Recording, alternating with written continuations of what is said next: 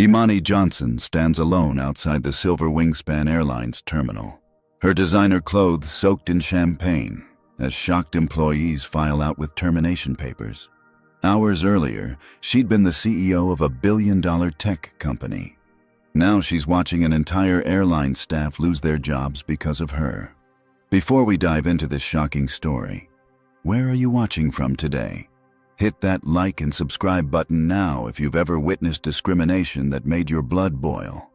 The events you're about to hear changed an entire industry overnight. Are you ready to discover how one woman's humiliation became the catalyst for corporate America's biggest reckoning? The morning sun filtered through the floor-to-ceiling windows of Imani Johnson's penthouse apartment as she meticulously prepared for her day. At 38, Imani had established herself as one of the most formidable CEOs in the tech industry. Vertex Innovation Technologies, the company she had built from nothing but an idea and determination, was now valued at over $3 billion. Every morning followed the same precise routine. Up at 5 a.m. for yoga and meditation, followed by a protein-rich breakfast while reviewing international market reports. Today was different, though. Today carried the weight of expectation and opportunity. In 12 hours, she would be landing in Tokyo to close a deal worth $750 million, the largest in her company's history. "Ms. Johnson, your car will arrive in 30 minutes, her smart home system announced in its smooth, artificial voice, ironically powered by the very AI technology her company had pioneered. Imani smiled at the irony. Growing up in Detroit's East Side, technology had seemed like a distant dream. Her father, a factory worker, and her mother, a nurse working double shifts, had scraped together every dollar to give her opportunities they never had. The memory of her childhood home, small but immaculately kept, flashed in her mind as she selected a crisp white blouse to complement her navy designer suit. "You've got to be twice as good to get half as far," her grandmother used to tell her. Those words had propelled Imani through countless obstacles. The scholarship to Harvard, where professors would mistake her for janitorial staff. The MBA from Stanford, where male classmates would take credit for her ideas. The early days of Vertex, when investors would speak to her male assistants instead of her, assuming she couldn't possibly be the founder. "Package for you, Ms. Johnson," called Tanya, her executive assistant, interrupting her thoughts. Tanya had been with Imani since the beginning, one of the few people who truly understood the magnitude of what she had accomplished against all odds. "The final presentation documents for Tokyo," Tanya explained, handing over an elegant leather portfolio. "I've included the additional security protocols they requested, plus the market projections Vincent finished at midnight." Imani nodded appreciatively. The Tokyo deal wasn't just another contract. Vertex had developed an artificial intelligence security system that could revolutionize cyber protection worldwide.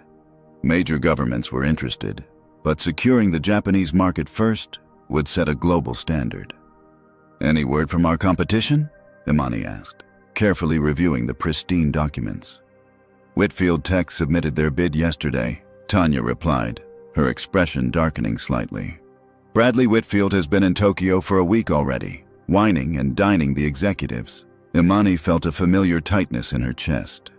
Bradley Whitfield represented everything she had fought against her entire career. Old money, old connections, and old ways of thinking. His company's technology was inferior, but his privilege often opened doors that remained firmly shut for her.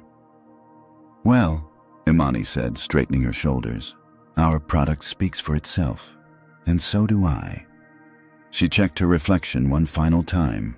Every hair in place, every accessory carefully selected to project confidence and authority. Her custom briefcase, a gift from her team after their first billion-dollar valuation, contained everything she needed for the Tokyo presentation. The car ride to the airport was spent fielding calls from board members and reviewing security protocols for the presentation. Vertex's innovations in AI security were groundbreaking, potentially changing how governments and corporations protected their most sensitive information. If successful, this deal would cement Imani's legacy and validate the risks she had taken when founding the company. As the sleek black car pulled up to the airport terminal, Imani allowed herself a brief moment of pride. From a small apartment in Detroit to flying first class to Tokyo for a deal worth nearly $1 billion, she had defied every statistic, overcome every barrier. "We'll have the quarterly reports ready for your review when you land, Ms. Johnson," Tanya said, helping her organize her carry-on luggage. "Perfect. And Tanya, get some rest this weekend. We're going to be very busy once this deal closes." With her head held high, Imani entered the airport terminal, unaware that the next few hours would test her in ways that even her remarkable journey had not prepared her for. The exclusive Silver Wingspan VIP lounge occupied the entire west wing of the international terminal. With its marble floors, crystal chandeliers, and panoramic views of the runway, it was designed to coddle the airline's most elite passengers. Imani approached the reception desk, platinum membership card in hand, designer heels clicking rhythmically against the polished floor. "Good afternoon," she said to the receptionist, a slender man whose name tag read Carlton. "Imani Johnson, Tokyo Flight 472. Carlton's eyes flickered briefly over her face, then down to her card, then back up again. A moment of hesitation crossed his features before he plastered on a smile that didn't quite reach his eyes. "Of course, Ms. Johnson. Let me just verify your membership." His fingers tapped unnecessarily long at the keyboard. Imani was used to this. The subtle pause, the double-checking, the silent questioning of whether she belonged in elite spaces. After all these years, she could spot the microaggressions from a mile away. "Everything seems to be in order," Carlton finally said, his tone suggesting mild surprise. "Please enjoy our amenities. The Tokyo flight will begin boarding in approximately 2 hours." "Thank you," Imani replied simply, maintaining her dignity as she always did in these moments. As she moved through the lounge, she felt the familiar weight of stares. A middle-aged white couple whispered behind their champagne flutes. A businessman in an ill-fitting suit did a double-take before returning to his laptop. None of this was new to Imani. These small indignities were the tax she paid for success in spaces not designed for people who looked like her. The lounge was arranged in intimate seating clusters, with the most coveted spots offering spectacular views of planes taking off and landing. Imani selected an elegant chair in the corner with the best vantage point, setting her briefcase beside her and ordering a sparkling water from a passing attendant. She had just begun reviewing her presentation when a commotion at the entrance caught her attention. A tall, broad-shouldered white man with silver hair and a red tie was speaking loudly to Carlton, gesturing emphatically toward the seating area. Even from a distance, Imani recognized Bradley Whitfield, CEO of competing Whitfield Technologies and, apparently, fellow passenger to Tokyo. Bradley's voice carried across the quiet lounge. "What do you mean it's occupied? That's my seat. I always sit there when I fly through here." Carlton nodded deferentially, his entire demeanor transformed from the cool assessment he'd given Imani to eager accommodation. "I understand, Mr. Whitfield. Let me see what I can do." A moment later, the lounge manager appeared, a thin man with a receding hairline whose name tag identified him as Wayne. He and Carlton conferred briefly before both men approached Imani, their expressions a mix of discomfort and determination. "Excuse me, Ms. Johnson," Wayne began, his voice lowered as if to minimize the confrontation. "There seems to have been a misunderstanding." Imani looked up from her tablet, her expression neutral. "What misunderstanding would that be?" "Well," Wayne shifted his weight from one foot to the other. "This particular seating area is usually reserved for our longtime Platinum members. Mr. Whitfield specifically has been using this exact spot for many years." Imani closed her tablet slowly, deliberately. "I'm a Platinum member as well," she said calmly, pulling out her card again. "And I wasn't aware that specific seats within the lounge were assigned to specific members." Wayne's smile tightened. "They're not officially assigned, of course. It's more of a courtesy we extend to our most valued customers." "I see," Imani said, maintaining her composure while acutely aware that several lounge patrons were now watching the interaction. "And I don't qualify as a most valued customer despite my Platinum status?" Bradley Whitfield had moved closer, standing just behind Wayne with his arms crossed and an expression of impatient entitlement on his face. "It's just that Mr. Whitfield always sits here," Carlton interjected, as if repetition would somehow make their request less unreasonable. "He's been a member for 15 years. I've been a member for 8, Imani countered. "And nowhere in the membership agreement does it state that seating is determined by seniority or personal habit." She gestured around the half-empty lounge. "There are plenty of other seats available with the same view." Wayne's expression hardened slightly. "Ms. Johnson, we're simply trying to accommodate all our guests. Perhaps you'd be more comfortable in one of our other seating areas. The eastern section is quite lovely this time of day." The implication was clear. Move voluntarily or be moved. Imani felt a familiar heat rising in her chest. The same feeling she'd experienced countless times throughout her career when confronted with discrimination veiled as policy or preference. "I'm perfectly comfortable right here, thank you," she stated firmly. "I arrived first. I'm a platinum member, and there is no legitimate reason for me to move." Bradley stepped forward then, towering over both Wayne and Carlton.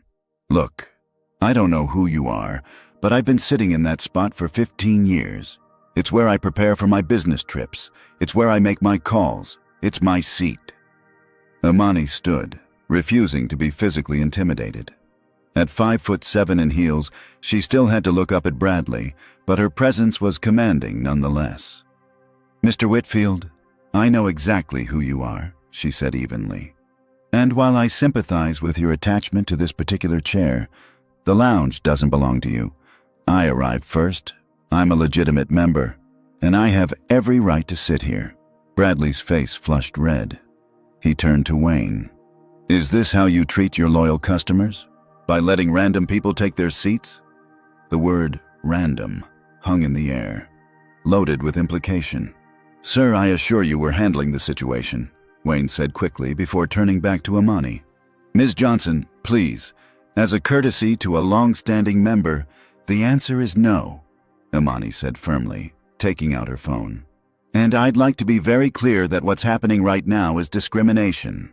I'm being asked to move solely because Mr. Whitfield, a white man, wants my seat. I'm documenting this conversation, and I suggest you reconsider your approach." Wayne's expression flashed with panic, then hardened into something more defensive. "That's completely untrue. This has nothing to do with anything like that. It's about respecting our established customers." "Then why wasn't I considered an established customer when I checked in?" Imani challenged. "Why did Carlton question my membership? Why am I being asked to move when there are plenty of other available seats that Mr. Whitfield could choose from?" The tension in the lounge was palpable.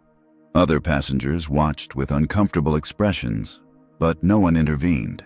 This, too, was familiar to Imani.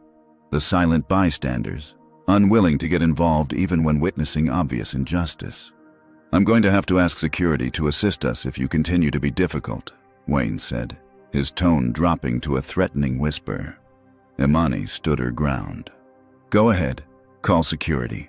I'd love to explain to them how I'm being discriminated against in your establishment." Wayne and Carlton exchanged glances before Wayne pulled out a small radio. "Security to the VIP lounge, please.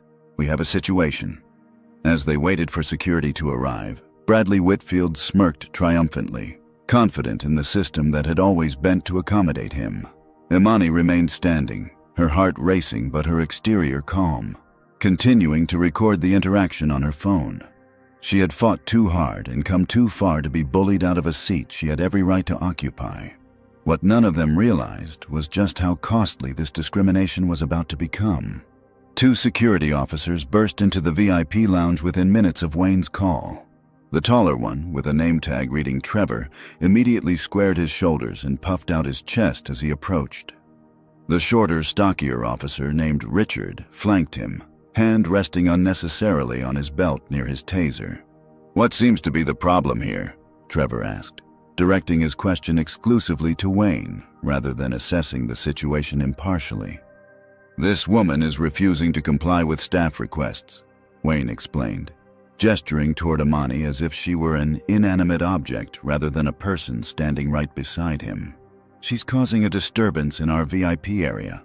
Trevor turned to Imani, his expression already set in judgment. Ma'am, I'm going to need to see your credentials and boarding pass.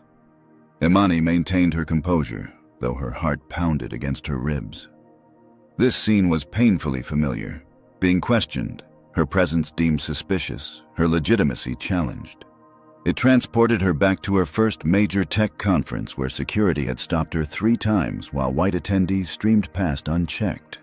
To the luxury car dealership where the salesperson had asked if she was sure she could afford the vehicle she wanted to purchase. To the high-end restaurant where the maitre d' had tried to seat her near the kitchen despite her reservation for the best table. Here are my credentials, she said calmly, presenting her platinum membership card and first-class boarding pass. As I've explained to the staff, I'm a platinum member with every right to be in this lounge and occupy this seat, which I selected upon arrival. Trevor barely glanced at her documents before handing them to Richard, who scrutinized them with exaggerated care, as if searching for evidence of forgery. How did you obtain this membership? Richard asked, his tone implying something underhanded. The same way everyone else does, Imani replied evenly. I fly frequently for business and qualified for platinum status years ago. From the corner of her eye, Imani could see Bradley Whitfield watching the scene with undisguised satisfaction, swirling a glass of scotch he'd acquired during the confrontation. Several other lounge patrons had discreetly taken out their phones, recording the escalating situation. The issue, Wayne interjected, isn't her membership status. It's her refusal to cooperate with staff requests to relocate within the lounge. Because those requests are discriminatory and unjustified, Imani countered, still recording on her own phone. There is no policy assigning specific seats to specific members. Trevor's expression darkened. Ma'am, you need to lower your voice and comply with staff instructions. I'm speaking at a perfectly normal volume, Imani said, keenly aware of how black women were often characterized as loud or aggressive, regardless of their actual tone. And I'm documenting this interaction because I'm being discriminated against. No one is discriminating against you, Richard scoffed. This is about following lounge protocols. At that moment, a new figure emerged from the lounge entrance, an older white man with a silver wingspan executive pin on his lapel. His name tag identified him as Dennis, airport manager. What's the situation here? Dennis asked, his gaze sweeping over the scene before settling on Imani with immediate suspicion. This passenger is refusing to relocate and is disrupting the lounge experience for our VIP members, Wayne explained quickly. I see, Dennis said, not bothering to ask for Imani's side of the story. He turned to her with a condescending smile. Ma'am, I understand you're upset, but at Silver Wingspan, we have certain expectations for behavior in our exclusive lounges. Imani recognized the patronizing tone immediately. It was the voice used to speak to children or to adults deemed incapable of rational thought. She took a deep breath, pressed the speaker button on her phone, and made a call. Bennett, it's Imani. I need you on the line right now. I'm being discriminated against at the Silver Wingspan VIP lounge. After a brief moment, the authoritative male voice came through the speaker. This is Bennett Williams, Chief Legal Counsel for Vertex Innovation Technologies. Who am I speaking with? Dennis blinked in surprise, but quickly recovered. This is Dennis Morgan, Airport Manager for Silver Wingspan. There's no discrimination happening here, sir. Your client is refusing to follow staff instructions in a private lounge. Ms. Johnson is not my client, she's my boss, Bennett corrected sharply. And I'd like to understand exactly what instructions she's being asked to follow. She was asked to move to a different seat to accommodate a long-standing member's preference, Wayne explained, suddenly less confident. I see. Bennett's voice was cold. And is there a written policy assigning seats based on membership longevity? Well, no, but... And has Ms. Johnson violated any stated terms of her platinum membership? Not technically, but... Then I'm struggling to understand the legal basis for threatening her with removal from a lounge she has every right to access, Bennett continued. particularly when the only apparent difference between Ms. Johnson and the member you're preferentially accommodating appears to be race and gender. The word race hung in the air like a thunderclap. Several nearby passengers shifted uncomfortably in their seats. Dennis's face hardened. That's a serious and unfounded accusation. This has nothing to do with— I've heard enough, Bennett interrupted. Ms. Johnson, are they physically preventing you from remaining in your chosen seat? Yes, Imani confirmed. Security has been called, and I've been threatened with removal. Dennis, Bennett's voice was razor sharp. I strongly advise you to reconsider your actions. Forcibly removing Ms. Johnson would constitute clear discrimination and would result in immediate legal action against Silver Wingspan Airlines, the airport authority, and you personally. Dennis's face flushed with anger. He turned to Trevor and Richard. Remove her from the lounge. Now. We don't negotiate with threats. Dennis, you're making a serious mistake, Imani warned, still recording. But it was too late. Trevor stepped forward, deliberately knocking into the small table beside Imani's chair. A full glass of champagne that had been delivered to her earlier toppled over, splashing across her white blouse and navy suit. Oh, my apologies, Trevor said with transparent insincerity.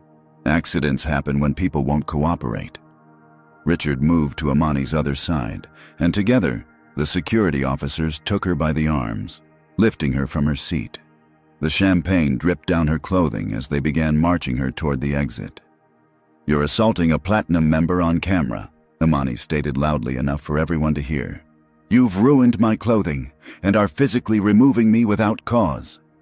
Lounge patrons watched in shocked silence as Imani Johnson, CEO of a billion-dollar company, was escorted out like a criminal, champagne staining her expensive clothing. Some recorded the incident on their phones. Others averted their eyes in discomfort, but none intervened. As she was pushed through the lounge doors, Imani caught a final glimpse of Bradley Whitfield settling into her vacated seat, raising his scotch glass in a mock toast to Wayne and Dennis. Outside in the main terminal, Trevor and Richard released her arms. You can wait for your flight in the general boarding area, Trevor told her with a dismissive gesture. And consider yourself lucky we're not banning you from the airline altogether.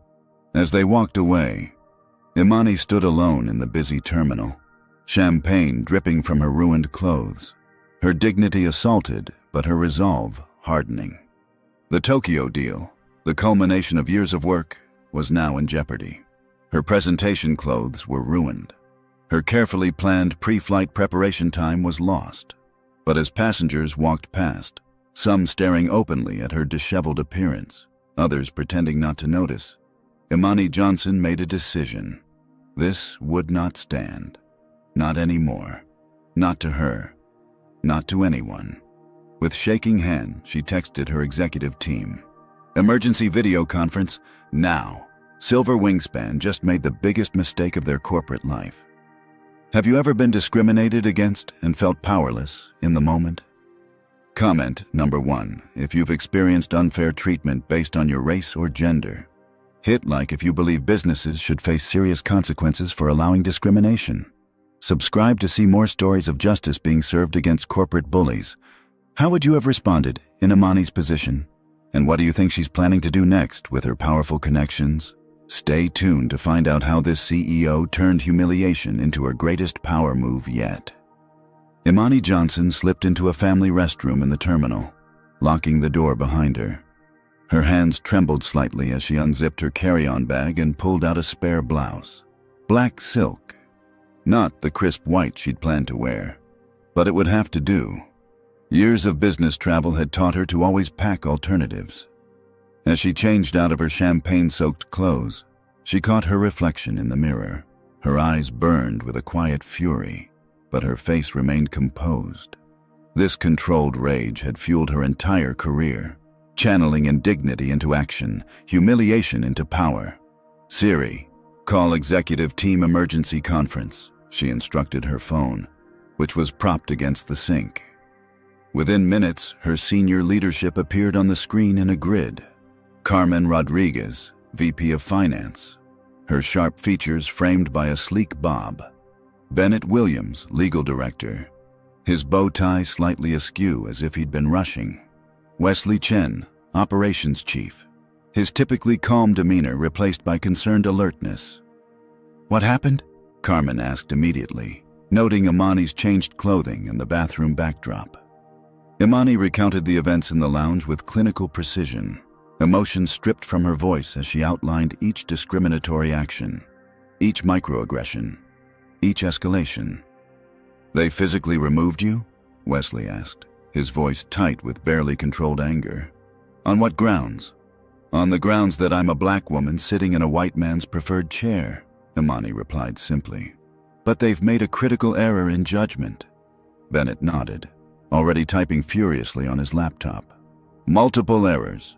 First, the physical assault. Second, the clear discrimination. Third," he looked up with grim satisfaction, "they apparently have no idea who you are, or that Vertex owns 28% of Silver Wingspan's stock." A moment of stunned silence followed this revelation. "The aeronautics investment portfolio," Carmen breathed, recognition dawning. "The diversification strategy we implemented last quarter." "Exactly," Imani confirmed. "Through our holding company, we're their largest individual shareholder, a fact that Dennis and his discrimination enablers are about to learn." Wesley's fingers flew across his keyboard. "I'm pulling up Silver Wingspan's history right now. This isn't their first rodeo. There are 37 discrimination complaints filed against them in the past 3 years alone.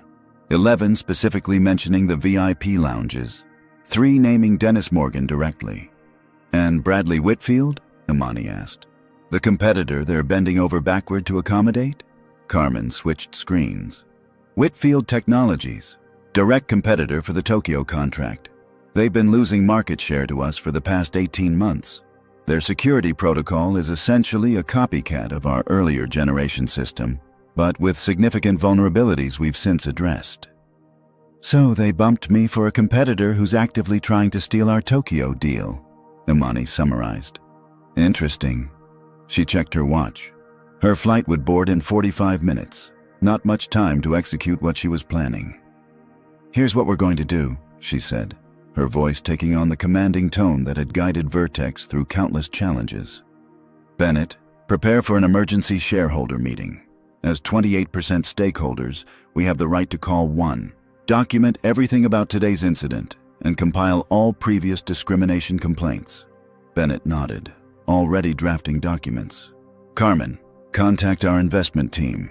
I want to know if we can acquire more shares, and I want a complete valuation of Silver Wingspan's vulnerabilities. Also, prepare a statement for our investors explaining how this incident affects our Tokyo strategy." "On it," Carmen confirmed. "Wesley, find me a private room in this terminal where I can participate in a board meeting. Then contact Senator Washington. She sits on the Transportation Committee and has been wanting evidence of discriminatory practices in the airline industry. Tell her I'll call her personally from the plane." Wesley was already texting. "Senator Washington is actually in town for a fundraiser tonight.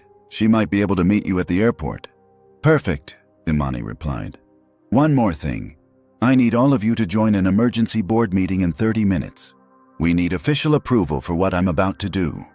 As her team dispersed to execute their tasks, Imani packed her soiled clothes into a plastic bag and straightened her appearance. The champagne had left her hair slightly damp on one side, but she smoothed it back into its elegant style. She applied fresh lipstick, deep red, the color of power and determination. Wesley texted her the location of an unclaimed airline office where she could conduct her meeting privately. As she made her way through the terminal, she noticed whispers and pointing. Videos of her removal from the lounge were already circulating on social media. Silver Wingspan discrimination was trending in the region. The small office Wesley had secured was barely more than a desk and 3 chairs, but it would serve her purpose. Imani connected her laptop and watched as her board members joined the emergency video session one by one. These were the people who had believed in her vision from the beginning, who had invested in Vertex when others had dismissed her. "The situation is straightforward," Imani explained after briefing them. "Silver Wingspan Airlines has engaged in blatant discrimination against me as their customer and, by extension, against our company. I propose we use our position as their largest individual shareholder to force immediate accountability. Roberta Chang, one of her earliest investors, spoke first. What exactly are you proposing, Imani? A clean sweep, Imani replied without hesitation. Using our shares and the support of other institutional investors, we call for the immediate removal of everyone involved in today's incident, from the CEO down to the security officers who assaulted me. We implement new anti-discrimination policies throughout the airline, and we make it clear that this type of behavior has real consequences. That's aggressive, Michael Okafor, another board member, noted, but appropriate given the circumstances. The question is timing. Immediate, Imani said firmly. I want the emergency shareholder meeting called before I land in Tokyo. I want the airline scrambling while I'm securing the deal they just tried to help our competitor steal. The vote was unanimous. The board authorized Imani to take whatever actions she deemed necessary to address the discrimination and protect the company's interests. As Imani prepared to board her flight, her phone buzzed with news alerts. The videos had gone viral. Boycott Silver Wingspan was trending nationally. Major news networks were reaching out for comments. At the gate, Imani noticed the flight attendants whispering and glancing in her direction. Word had spread. As she handed over her boarding pass, the gate agent's hand trembled slightly. Ms. Johnson, we've upgraded you to our premium first-class suite, the agent said, her voice unnaturally high. With our sincere apologies for any inconvenience earlier. The inconvenience of being physically removed from your lounge because of my race? Imani asked calmly. Is that the inconvenience you're referring to? The gate agent blanched. I'm not authorized to comment on that situation, but we hope you'll enjoy the upgraded accommodations. Imani accepted the new boarding pass without further comment. As she waited to board, her phone rang. Senator Gloria Washington. Imani, the senator's authoritative voice came through clearly. I just saw the videos. This is exactly the evidence we've been waiting for. How are you holding up? I'm focused on what comes next, Imani replied. How quickly can you convene a transportation committee hearing on airline discrimination? With this footage, I can have preliminary hearings announced by the time you land in Tokyo. This is textbook discrimination captured in high definition. But are you sure you want to pursue this while you're closing your deal? Senator, Imani said, watching as first-class boarding was announced. I've spent my entire career being told to wait for the right time to address discrimination. There is no right time. The time is always now. As she ended the call and prepared to board, Imani received a text from Bennett. Emergency shareholder meeting set for tomorrow, 9 a.m. EST, 10 p.m. Tokyo time. Current CEO Lawrence Anderson is being recalled from vacation in Aspen. Stock already down 4% in after-hours trading on discrimination reports. Imani smiled slightly as she settled into her premium suite on the aircraft. The flight attendants hovered anxiously, offering champagne and amenities with trembling hands.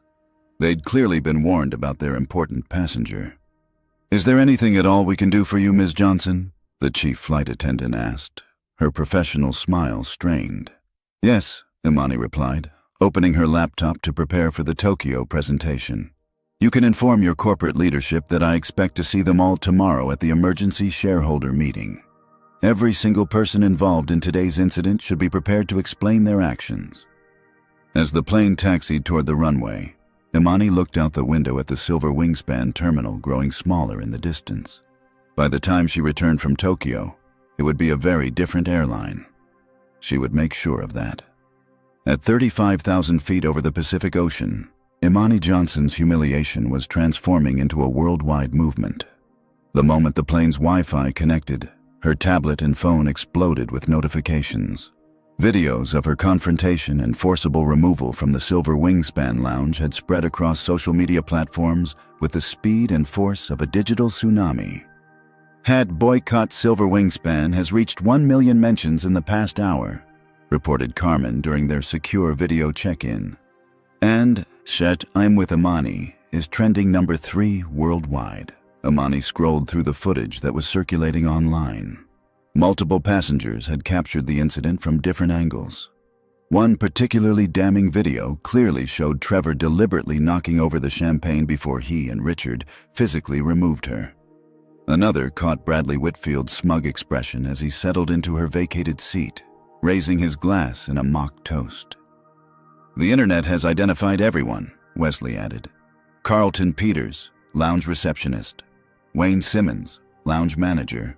Trevor Barnes and Richard Gould, security officers. Dennis Morgan, airport manager. And of course, Bradley Whitfield of Whitfield Technologies. They're all being inundated with messages." "And Silver Wingspan's response?" Imani asked, her voice steady despite the turbulence the plane had encountered. Bennett shared his screen, displaying a hastily issued statement from Silver Wingspan's corporate communications team. "Silver Wingspan Airlines is aware of a situation that occurred in our VIP lounge today. We are investigating the circumstances and remain committed to providing excellent service to all our valued customers. We take all allegations seriously and will address this matter internally." "Boilerplate damage control," Bennett scoffed. "Meanwhile, their stock has dropped 7% since markets opened in response to the videos and boycott calls." Imani nodded, unsurprised. "And Lawrence Anderson?" Lawrence Anderson, the CEO of Silver Wingspan, had been enjoying a ski vacation in Aspen when the crisis erupted. According to reports, he had immediately boarded his private jet and was currently flying back to handle the situation personally. "Too little, too late," Carmen commented. "Social media users have already uncovered his history of ignoring discrimination complaints. A former HR director for Silver Wingspan is giving interviews claiming Anderson personally quashed multiple internal reports about preferential treatment for white male executives in their lounges." As they spoke, a news alert appeared on Imani's screen. CNN was running a special report on the incident, featuring interviews with discrimination experts and aviation industry analysts. The chyron at the bottom of the screen read, "Black female CEO removed from airline lounge to accommodate white male. Racial discrimination or misunderstanding." "There's no misunderstanding about what happened," Imani said firmly. "The videos speak for themselves." Indeed, witnesses from the lounge had begun sharing their accounts online. A college professor who had been seated nearby posted a detailed Twitter thread describing how Imani had been unfairly targeted despite her platinum status. A flight attendant from another airline anonymously claimed that Silver Wingspan had an unwritten Platinum Plus policy that gave preferential treatment to certain executives, predominantly white males. Meanwhile, Bradley Whitfield was facing his own backlash. As his identity spread online, internet sleuths quickly connected him to Whitfield Technologies and its competition with Vertex for the Tokyo contract. Whitfield's company stock had dropped nearly 12% as investors worried about the potential fallout from his involvement in the discrimination incident. Bradley's company has issued a statement trying to distance themselves from his personal actions, Wesley reported. But it's not gaining much traction. Their Japanese partners are particularly concerned about the association with such a public discrimination incident. Imani allowed herself a small smile. Japanese business culture placed enormous emphasis on respect and avoiding public embarrassment. Bradley's actions would not be viewed favorably by the very executives he was trying to impress. Her phone buzzed with a message from Senator Washington. "Transportation Committee emergency session scheduled for next Tuesday. Subpoenas being prepared for Silver Wingspan executives. This stops now." As the crisis unfolded in real time, Silver Wingspan's attempts to control the narrative grew increasingly desperate. Their social media team posted a longer statement claiming commitment to diversity and inclusion, alongside photos of their multicultural staff, only to face immediate backlash when several former employees identified themselves in those photos and shared their own stories of discrimination at the airline. "It's getting worse for them by the minute," Carmen noted. 3 competing airlines have publicly denounced Silver Wingspan's actions and offered you lifetime VIP status on their carriers. Imani checked the time. Still several hours until they landed in Tokyo. She needed to refocus on the presentation that awaited her, the $750 million deal that had been the original purpose of this journey. "Keep monitoring the situation," she instructed her team. "But I need to prepare for Tokyo," We didn't come this far to lose focus on our primary objective." The flight attendants had been treating Imani with extraordinary deference since takeoff, clearly aware of who she was and what had happened. The chief attendant approached her seat cautiously. "Ms. Johnson, the captain asked me to inform you that we've received a message from our corporate headquarters," she said, her voice professional but strained. "CEO Anderson has requested to speak with you upon landing." "I'm sure he has," Imani replied evenly. "Please inform the captain that Mr. Anderson can address his concerns at tomorrow's emergency shareholder meeting. Until then, I have a business deal to prepare for." The attendant nodded quickly and retreated. As she walked away, Imani noticed other passengers watching her with newfound recognition. Some nodded respectfully, others seemed to be surreptitiously taking photos. The story had clearly reached the plane. Her phone buzzed again with an update from Bennett. "Senator Washington has expanded her investigation. Federal Aviation Administration now involved, examining Silver Wingspan's compliance with anti-discrimination regulations for all airlines receiving federal airport privileges." The consequences were spiraling far beyond what Dennis, Wayne, and the others could have possibly imagined when they decided to remove her from that lounge seat. A momentary flex of discriminatory power was turning into an industry-wide reckoning. As Imani worked on her presentation, occasionally checking the unfolding crisis, she reflected on the countless smaller indignities she and others had endured that never went viral, never resulted in consequences. For every Imani Johnson with the power and platform to fight back, there were thousands who suffered in silence, who moved seats, who accepted the daily humiliations because they lacked the resources to challenge them. That thought steeled her resolve. This wasn't just about one seat in one lounge. It was about establishing that discrimination carried real, significant consequences, even for powerful corporations, even for privileged executives who had never faced them before. By the time the plane began its descent into Tokyo, #Silver Wingspan discrimination had been mentioned over 5 million times across social platforms. News crews were waiting at the Tokyo airport, alerted to Imani's arrival and eager for her statement about the incident that had captured global attention. But Imani Johnson had a presentation to deliver and a contract to secure. The reckoning for Silver Wingspan would continue without her immediate attention. She had set the wheels in motion. Now they would turn inexorably toward justice, grinding down every person who had participated in her humiliation. As the plane touched down in Tokyo, Imani straightened her black silk blouse, checked her appearance one final time, and prepared to step into another arena where she would once again have to prove herself exceptional. The difference was that this time, the whole world was watching, and many were finally seeing the reality she had navigated her entire life. The moment Imani Johnson stepped into the arrivals terminal at Tokyo's Haneda Airport, she was met with a sea of cameras and reporters. News of the Silver Wingspan incident had crossed international boundaries, becoming not just an American story about discrimination, but a global conversation about power, race, and accountability. "Ms. Johnson, can you comment on the Silver Wingspan incident?" called out a reporter from Japan Today. "Will you be taking legal action against the airline?" shouted another from an international news agency. Imani paused briefly, composed as always. "I'm in Tokyo for an important business meeting. What happened at Silver Wingspan reflects a systemic problem that exists in many industries. My focus right now is on my company's innovations and our Japanese partnerships. Thank you." With that measured response, she moved through the crowd with dignified purpose, her team of Japanese associates guiding her efficiently to a waiting car. Inside the vehicle, Imani checked her phone. The presentation for Vertex's AI security system was scheduled for 2 p.m. at the Tokyo International Finance Center. She had 4 hours to prepare and center herself. "Johnson-san," her Japanese liaison Kenji Tanaka said respectfully, "the executives are very impressed with your handling of the airline situation. Such dignity under pressure speaks volumes about your character." Imani nodded appreciatively. In Japanese business culture, how one conducted oneself in challenging situations was often considered as important as technical capabilities or financial terms.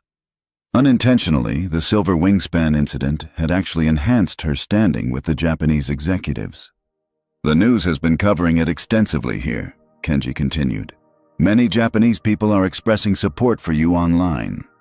There is particular outrage that this happened to a CEO traveling for international business." "Thank you, Kenji," Imani replied.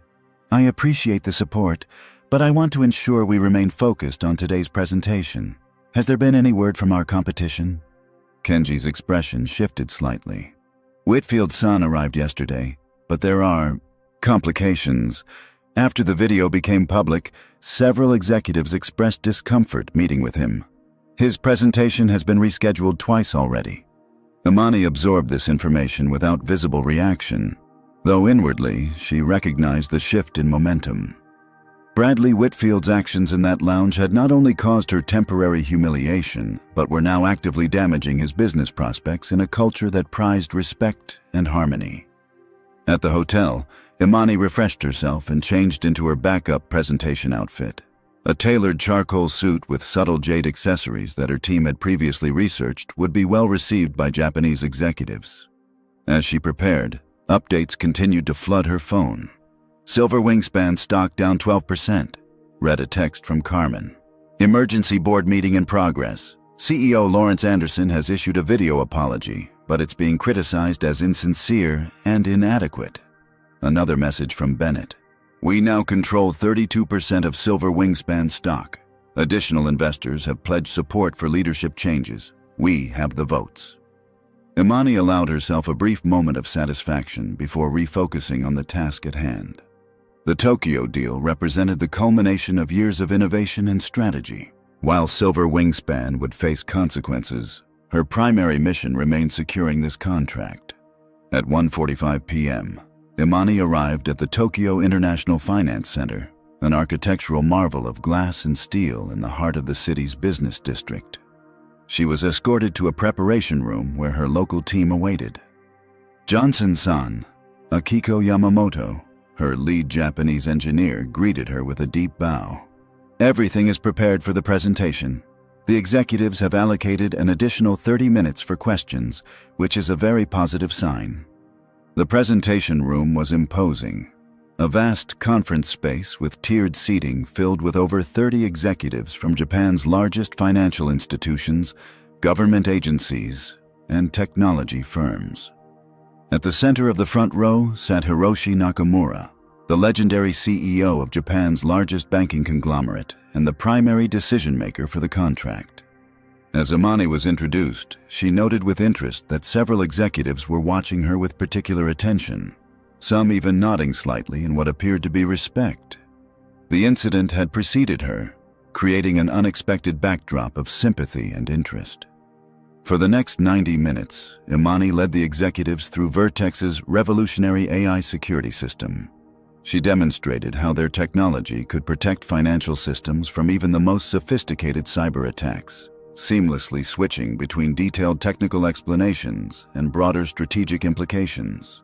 Her Japanese was limited but respectfully employed at key moments, showing cultural awareness that was clearly appreciated. "Our system detected and neutralized 100% of penetration attempts in blind testing," Imani explained, displaying the results on the massive screen behind her. This included previously unknown attack vectors, specifically designed to target financial infrastructure. The questions that followed were rigorous and technically demanding, exactly what Imani had prepared for. She fielded each one with precision and confidence, occasionally deferring to her technical specialists for specific implementation details while maintaining overall command of the presentation. As the session concluded, Hiroshi Nakamura himself stood to address her, an unusual and significant gesture. "Johnson-san," he began formally, "your presentation was most impressive, but equally impressive is your character. We have all seen the unfortunate incident that occurred before your journey here. Many would have canceled or postponed such an important meeting after such treatment. Your professionalism speaks volumes about you and your company." Imani bowed respectfully. "Thank you, Nakamura-san. In business as in life, we must sometimes overcome obstacles to achieve important goals." This partnership is too valuable to delay." A murmur of approval rippled through the assembled executives. "We will need some time to deliberate," Nakamura continued. "But I can inform you that Whitfield Technologies' presentation earlier today was insufficient for our needs. We will contact you very soon with our decision." As the meeting concluded and the executives filed out, Kenji approached Imani with barely contained excitement. "Johnson-san," he whispered, "that was extraordinary. Nakamura-san never comments on deliberations in progress. The contract is virtually yours." Imani maintained her composure until she reached the privacy of her car. Only then did she allow herself a moment of exultation, closing her eyes briefly to acknowledge the magnitude of what she had accomplished. Her phone rang. It was Carmen calling from the emergency board meeting of Silver Wingspan. "We did it," Carmen announced without preamble. "The board has voted to remove Lawrence Anderson as CEO, effective immediately. Dennis Morgan has been terminated, along with Wayne Simmons. The security officers Trevor and Carlton have been suspended pending further investigation." "Good," Imani replied. "And the shareholder meeting tomorrow?" "Still proceeding as planned. There's significant support for a complete overhaul of their discrimination policies and mandatory training for all staff. Your grandmother would be proud, Imani. This is going to change things for a lot of people." The mention of her grandmother, the woman who had told her to be twice as good to get half as far, brought unexpected emotion to Imani's throat. She swallowed it down, focusing instead on the next steps. "Send me the full report on Silver Wingspan's discrimination history," she instructed. "I want to review everything before tomorrow's meeting." As her car navigated Tokyo's busy streets back to the hotel, Imani received another call, this time from Hiroshi Nakamura's executive assistant.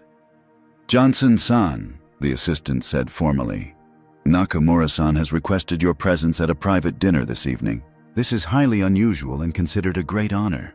Imani accepted graciously, recognizing the significance of the invitation. In Japanese business culture, such a dinner typically preceded major agreements. At her hotel, a message awaited from Senator Washington. "Hearing set for next week. FAA investigating Silver Wingspan's compliance with federal anti-discrimination regulations." "This is going to be industry-changing, Imani. You've started something important." That evening, as Imani dined with Nakamura and two other senior executives at an exclusive restaurant overlooking Tokyo Bay, the conversation eventually turned to the airline incident. "In Japan," Nakamura said thoughtfully, "we have a concept called gaman, enduring the seemingly unbearable with patience and dignity. You demonstrated this quality admirably, Johnson-san, but you also showed something equally important: the courage to demand accountability." "Balance is essential," Imani replied. "Dignity without action allows injustice to continue. Action without dignity can diminish one's message." Nakamura nodded appreciatively at her wisdom. As the meal concluded, he raised his glass in a toast. "To new partnerships," he said meaningfully. "I am pleased to inform you that the contract will be awarded to Vertex Innovation Technologies. The formal announcement will come tomorrow, but I wanted you to know personally this evening, $750 million. The largest contract in Vertex's history. And despite Silver Wingspan's discrimination, despite Bradley Whitfield's entitlement, despite every obstacle thrown in her path, Imani Johnson had succeeded." As she returned to her hotel to prepare for the Silver Wingspan shareholder meeting that would take place via video conference in a few hours, Imani felt a rare moment of complete validation. The airline that had humiliated her was facing a reckoning. The competitor who had smirked as she was removed was leaving Tokyo empty-handed, and her company had secured a deal that would transform its future. Have you ever witnessed a powerful person turn discrimination into strength? Comment number 1. If you believe Imani's response to being mistreated is inspiring businesses to do better. Like this video if you think more companies should face real consequences for discrimination. Subscribe to see how Imani transforms an entire airline industry in the next part of this story. What would you do if you were in Nakamura's position? Would you have awarded the contract to Imani's company after seeing how she handled adversity?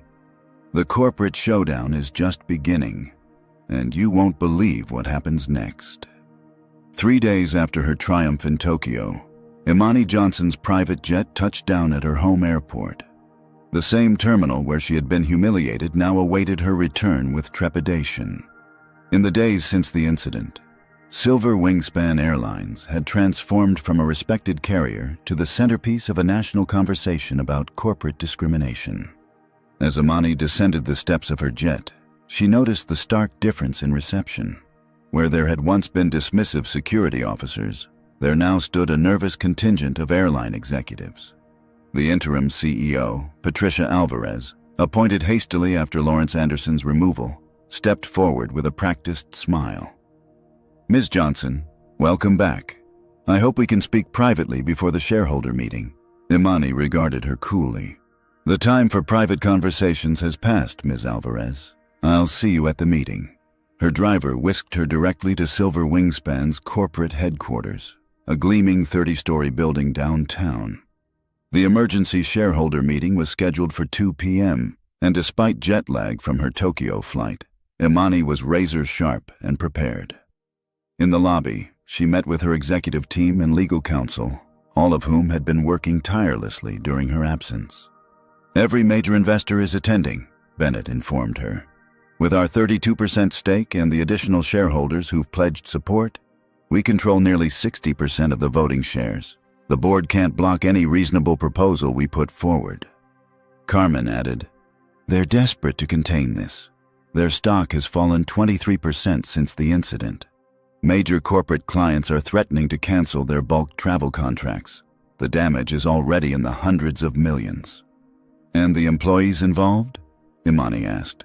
"Dennis Morgan was terminated immediately," Wesley replied. "Wayne Simmons as well. The security officers Trevor Barnes and Richard Gould were placed on administrative leave, but there's been no final decision on their status. Carlton Peters, the receptionist, received a written warning but remains employed." Imani nodded, absorbing the information. "Not enough. Not nearly enough." The boardroom on the 30th floor was tense when Imani entered.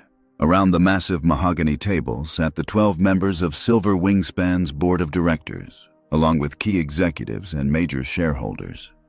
Lawrence Anderson, the recently ousted CEO, had been permitted to attend but sat at the far end of the table, his face ashen. Patricia Alvarez opened the meeting with a prepared statement. "We've convened this emergency session to address the unfortunate incident involving Ms. Johnson, and to take decisive action to ensure nothing similar ever occurs again.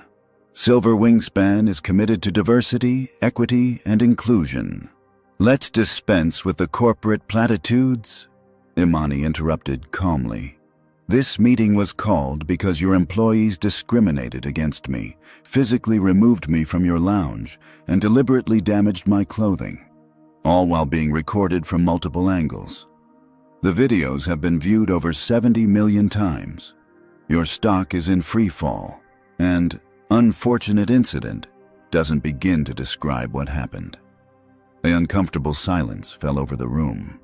"We've already taken significant steps," Board Chairman William Fletcher interjected.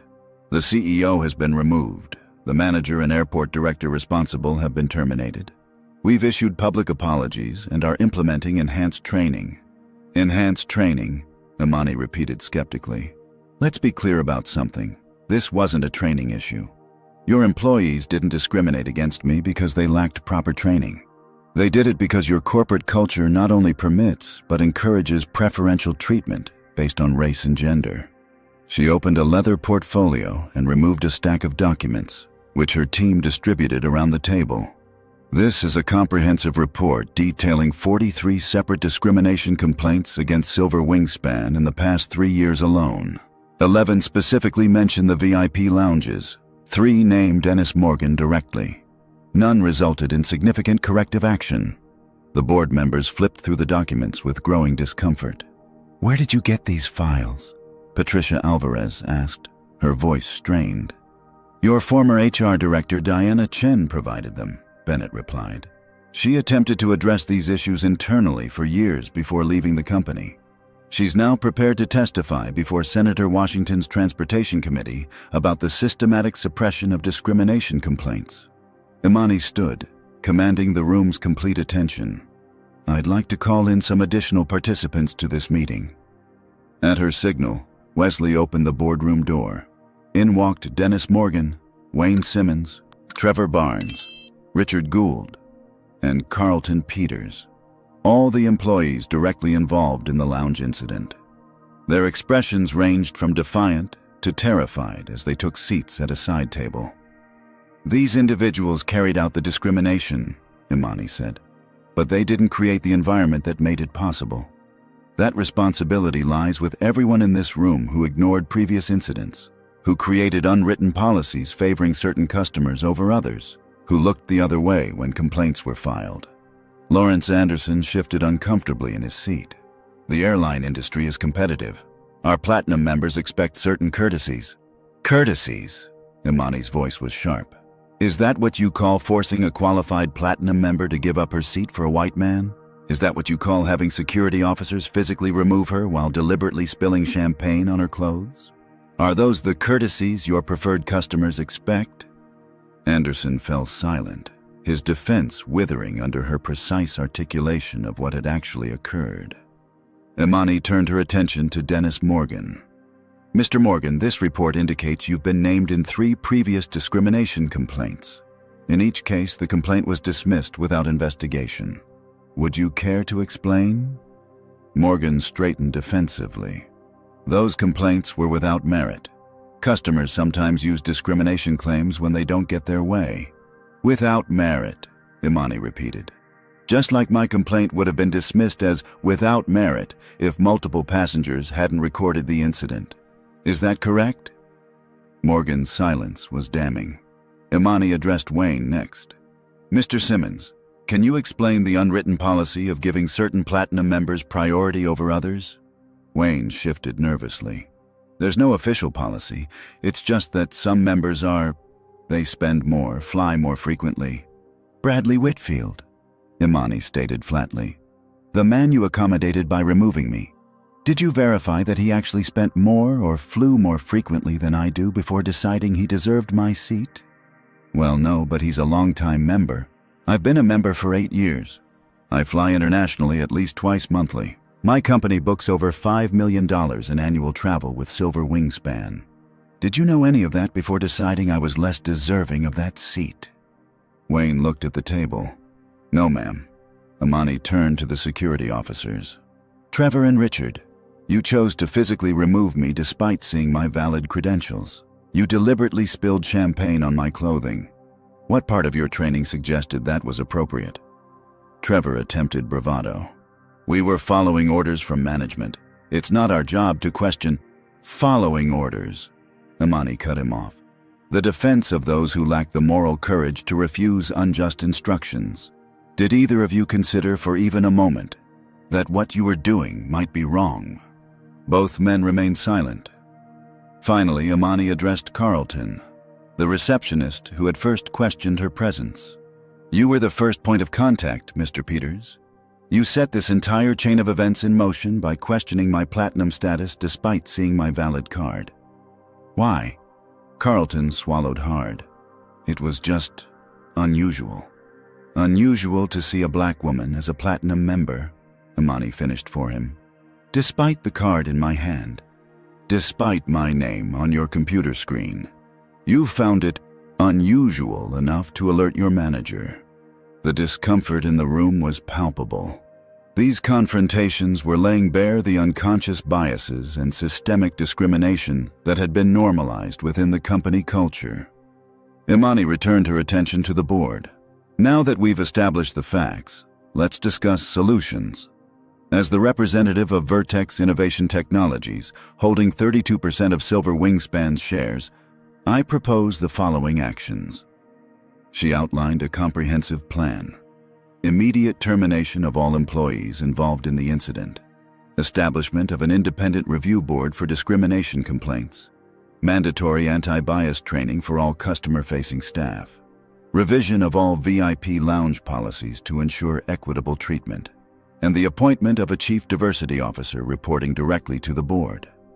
Additionally, she continued, I nominate Zara Williams to fill the vacant CEO position. Murmurs rippled through the room. Zara Williams was a highly respected aviation executive who had previously been passed over for leadership roles despite her stellar qualifications. Ms. Williams is black, board chairman Fletcher noted awkwardly. Yes, she is, Imani agreed. She's also a 20-year industry veteran with an MBA from Wharton, experience as COO of 2 regional carriers, and a proven track record of operational excellence. The fact that you immediately noted her race rather than her qualifications perfectly illustrates the problem we're addressing today. Fletcher flushed with embarrassment. I call for an immediate vote on these proposals, Imani concluded.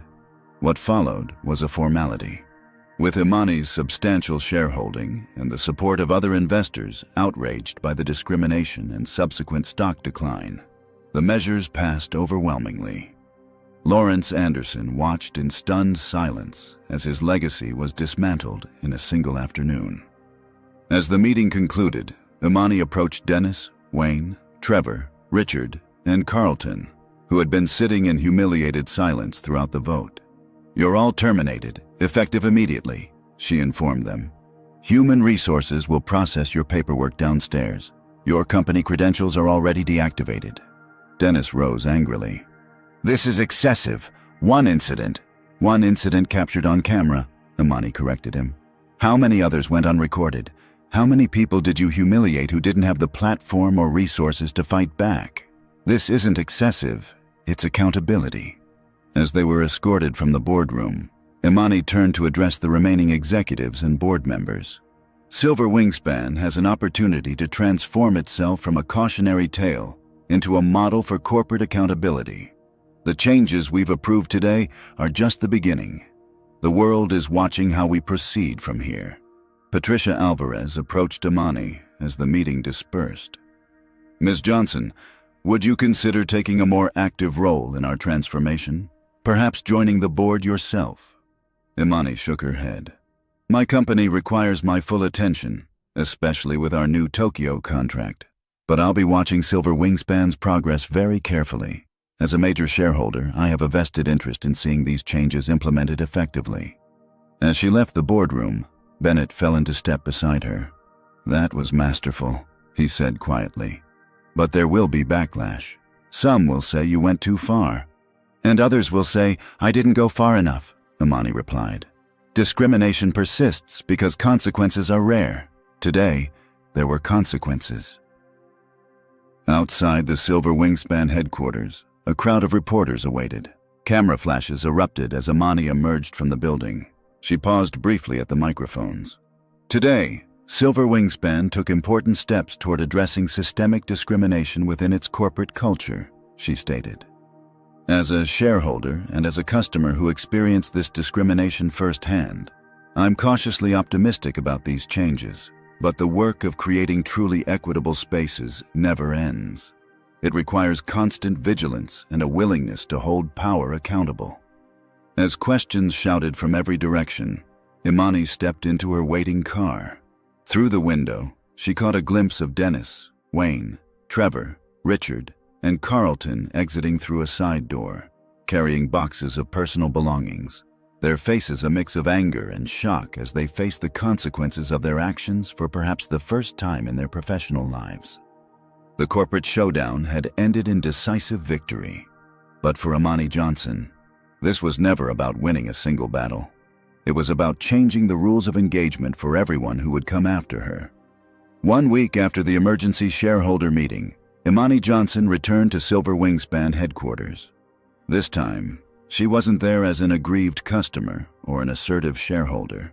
She had requested, and been granted, the opportunity to personally address the employees involved in her discrimination before their termination became final. The former Silver Wingspan employees waited nervously in a sterile conference room on the 25th floor. Trevor Barnes and Richard Gould, the security officers who had physically removed Imani from the lounge, sat stiffly in their chairs, avoiding eye contact with anyone. Wayne Simmons, the former lounge manager, repeatedly straightened his tie, a nervous habit betraying his anxiety. Carlton Peters, the receptionist, stared at his hands folded on the table. Dennis Morgan, once the powerful airport manager, had positioned himself at the head of the table, a final grasp at the authority he no longer possessed. The door opened, and Imani entered, followed by Brenda Martinez, Silver Wingspan's HR director, and Bennett Williams, Vertex's legal counsel. The room fell silent as Imani took her seat, placing a slim portfolio on the table before her. "Thank you for coming," Imani began, her voice calm and measured. "I wanted to speak with you directly before your employment situations are finalized." Dennis straightened defensively. "If this is supposed to be some kind of apology session..." "It's not," Imani cut him off firmly. "This isn't about apologies. It's about understanding." She opened her portfolio and removed 5 slim files. "I've reviewed each of your employment histories with Silver Wingspan. Collectively, you represent 47 years of service to this airline. That's a significant investment of your lives." The former employees shifted uncomfortably, unprepared for this approach. "Before we discuss what happened in that lounge," Imani continued, "I want to share something with you." She paused, collecting her thoughts. "When I was 12 years old, my father took me to buy my first professional dress for a school presentation. We went to an upscale department store, the kind my family rarely shopped at. While my father was looking at the men's ties, a security guard followed me around the juniors section, watching my every move. When I took 3 dresses to the fitting room, the attendant counted them aloud, then announced she'd be checking to make sure I returned with all 3. No other customers received this treatment." Imani's gaze moved around the table, making brief eye contact with each person. "That was my first experience with being treated as inherently suspicious because of my race, but it wasn't my last. In college, campus security stopped me multiple times walking to my own dorm. At my first tech job, a colleague suggested I must have been hired to fill a quota. When I bought my first luxury car, the salesman asked repeatedly if I was sure I could afford it, despite my perfect credit score and substantial down payment." Trevor shifted uncomfortably in his seat, while Carlton suddenly found the ceiling interesting. "Each of these incidents seems small in isolation," Imani continued. "Many people would say I should just let it go or not make everything about race. But these experiences accumulate over a lifetime. They create a burden that people who've never faced them cannot fully comprehend." She turned to Wayne. "Mr. Simmons, when Bradley Whitfield complained about his seat being taken, what was your first thought?" Wayne hesitated. "That we needed to accommodate a long-time customer. And when you saw who was occupying the seat?" A longer pause. I assumed you weren't a regular. Despite my platinum card? Despite my first-class boarding pass?" Wayne looked down. "Yes." Imani nodded. "Carlton, when I presented my platinum card at reception, you double-checked it in the system. Do you do that for all platinum members?" Carlton swallowed. "Not all of them, no. Who do you typically double-check? People who don't look like our usual platinum members." "And what do your usual platinum members look like?" Carlton's voice was barely audible. "Mostly older white men in business suits." Imani turned to Dennis. "Mr. Morgan, when you arrived at the lounge, did you ask for my version of events before deciding I needed to be removed?" Dennis straightened defensively. "The staff had already... A simple yes or no will suffice." "No," Dennis admitted reluctantly. "Trevor and Richard," Imani addressed the security officers directly. "When you spilled champagne on my clothing, was that accidental?" Trevor's jaw tightened. "It just happened during the escort process." "I see," Imani said, not pressing further, but making it clear she didn't believe him. "Let me ask all of you. If I had been a middle-aged white man in a suit, would any of this have happened?" The silence in the room was deafening. Finally, Wayne spoke up. "Probably not," he admitted quietly. Imani nodded, acknowledging his honesty. "That's the definition of discrimination. Different treatment based not on relevant factors like membership status or behavior, but on immutable characteristics like race and gender. She closed her portfolio and leaned forward slightly. I'm not here to debate whether discrimination occurred. The videos make that abundantly clear.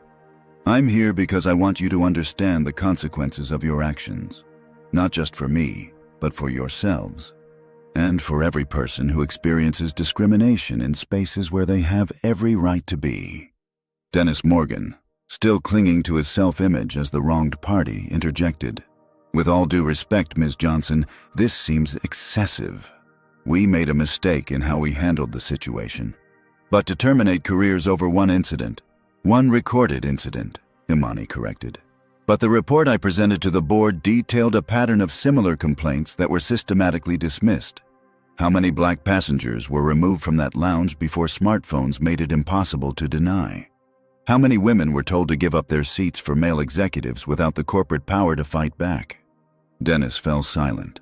Brenda Martinez, the HR director, spoke up. I've personally reviewed 17 similar complaints filed internally in the past 2 years.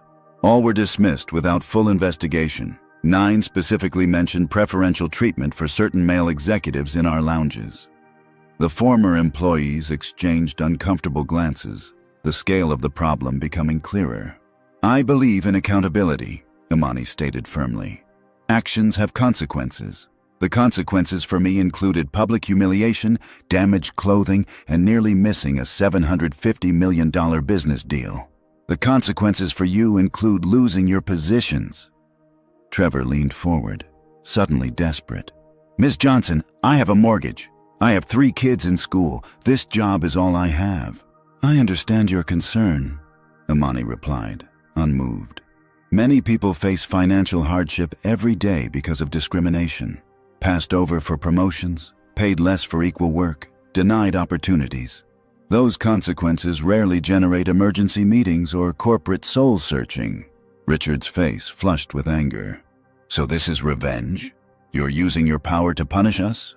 This isn't revenge, Imani corrected calmly. This is accountability. There's a critical difference. Revenge seeks to inflict pain for its own sake. Accountability ensures that actions have appropriate consequences, which creates incentives for better behavior in the future. Wayne Simmons, who had remained mostly silent, suddenly spoke up. It was wrong, he admitted, his voice breaking slightly. What we did was wrong. I knew it was wrong even as it was happening, but it was easier to go along. Mr. Whitfield spends thousands every month in our lounge. He knows the board members by name. You were just another passenger to me. Just another black passenger, Imani corrected gently. Wayne nodded, tears in his eyes. Yes, and I'm sorry, truly sorry. His unexpected confession shifted the energy in the room. Carlton spoke next. I questioned your membership because it surprised me, he admitted. I've worked that desk for 6 years. And I could count on one hand the number of black women with platinum status I've checked in. That's not an excuse. It's just, it was outside my experience. And I defaulted to suspicion instead of respect. Imani nodded. Thank you for that honesty. That's precisely the unconscious bias that needs to be addressed. Dennis Morgan remained defiant. So what happens now? We've lost our jobs. You've made your point. What more do you want? What I want, Imani replied thoughtfully, is for Silver Wingspan to become an example of how companies can address discrimination effectively. As part of that transformation, the board has approved a rehabilitation program. Brenda Martinez distributed folders to each former employee. This outlines a path for potential reinstatement, she explained. It includes comprehensive anti-bias training, community service hours with organizations serving underrepresented communities, and a probationary period if rehired.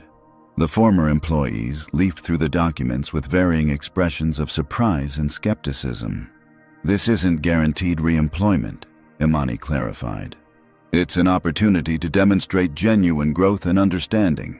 Some of you may choose not to pursue it, and that's your right. But I believe people can change when given the right incentives and education. Trevor looked up from the document. You're giving us a second chance? After everything? I'm giving Silver Wingspan a second chance, Imani corrected. And by extension, I'm offering you the opportunity to be part of that transformation rather than merely casualties of it. Dennis scoffed. So we're supposed to be grateful? Jump through hoops for the possibility of getting our jobs back? No, Imani replied evenly. You're supposed to recognize that actions have consequences, but that growth is possible. Whether you're grateful is entirely up to you. Brenda Martinez stood. You have 48 hours to decide whether to participate in the rehabilitation program. After that, your termination becomes permanent and irrevocable. As the meeting concluded, Imani remained seated as the former employees gathered their belongings. Carlton approached her hesitantly. Thank you, he said quietly. Not everyone would offer a path back. Imani nodded acknowledgement but offered no further comfort. This wasn't about absolution. It was about systemic change. As the former staff filed out of the conference room, each clutching their termination papers and rehabilitation program documents, their faces reflected a spectrum of emotions, from lingering resentment to dawning realization of their role in a larger pattern of discrimination. Imani watched them leave from the executive office window. Some walked quickly to their cars, heads down, avoiding the small group of protesters and media that had gathered outside. Others stood in clusters, perhaps discussing their options or processing the shock of actual consequences. From this height, they looked small, not insignificant, but part of a much larger system that had enabled and rewarded their behavior until a single incident, captured on camera, had changed everything. Do you think any of them will actually complete the program? Bennett asked, joining her at the window. Some will, Imani replied. Those who recognize that this isn't just about one seat in one lounge on one day. Those who understand that true change requires discomfort and reflection. As the last of the former employees drove away, Imani turned from the window. The consequences had been delivered. Now the real work of transformation could begin. 6 months after the incident that had catapulted both Imani Johnson and Silver Wingspan Airlines into the national spotlight, Imani stood at a podium in the grand ballroom of the Westfield Hotel. The occasion was the annual Business Ethics Awards, and Imani had just been presented with the Corporate Accountability Leadership Award for her role in transforming an incident of discrimination into a catalyst for industry-wide change. Accountability isn't punishment, Imani told the assembled business leaders, her voice strong and clear. It's the mechanism by which we align our actions with our stated values. Without accountability, diversity statements are just words on a website. Inclusion policies are just documents in a drawer.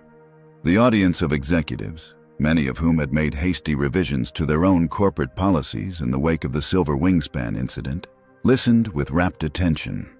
In the front row sat Zara Williams, the new CEO of Silver Wingspan Airlines, nodding in agreement. In the 6 months since the emergency shareholder meeting, Silver Wingspan had undergone a remarkable transformation. Under Zara's leadership, the airline had implemented what industry analysts now called the Johnson Standards, a comprehensive framework for ensuring equitable treatment of all customers regardless of race, gender, or other characteristics. These standards weren't merely reactive, they were proactive and measurable. Silver Wingspan now conducted regular blind testing of their customer service processes, sending individuals of different backgrounds through their system to identify and address disparities in treatment. Their VIP lounges operated under strict first-come, first-served policies, with no unwritten preferences for certain customers. Most significantly, Silver Wingspan had established an independent review board for discrimination complaints, removing such investigations from the internal chain of command that had previously buried them. The airline's stock had not only recovered, but had climbed to new heights as their commitment to equity became a marketable advantage. As Imani concluded her acceptance speech, she reflected on the parallel journeys that had unfolded since that fateful day in the lounge. Vertex Innovation Technologies had successfully implemented their AI security system in Tokyo, and the contract had expanded to include major financial institutions across Asia. The $750 million deal had grown to over $1 billion, cementing Vertex's position as the global leader in AI security systems. Bradley Whitfield had not fared as well. After videos of his smug behavior in the lounge went viral, shareholders at Whitfield Technologies had demanded an internal investigation, which revealed troubling patterns of behavior and questionable business practices. Bradley had been forced to resign as CEO, and his company was now undergoing its own painful transformation under new leadership. More seriously, evidence had emerged suggesting corporate espionage targeting Vertex's proprietary technology, leading to ongoing federal investigations. The former Silver Wingspan employees had taken different paths. Wayne Simmons, the lounge manager, had embraced the rehabilitation program with surprising commitment. After completing extensive anti-bias training, he now worked with a community center in a predominantly black neighborhood, teaching professional skills to young adults. His perspective had been genuinely transformed by confronting the consequences of his actions. Trevor and Richard, the security officers, had initially rejected the rehabilitation option, filing wrongful termination lawsuits that were quickly dismissed given the video evidence of their behavior.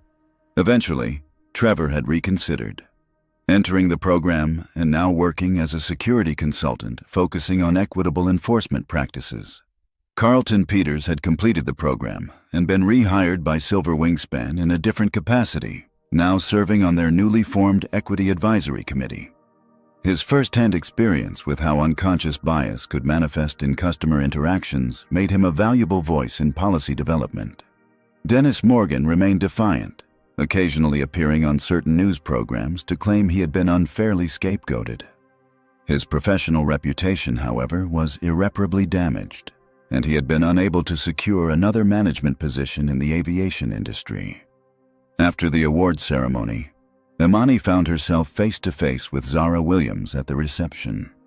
"Congratulations on the award," Zara said, extending her hand.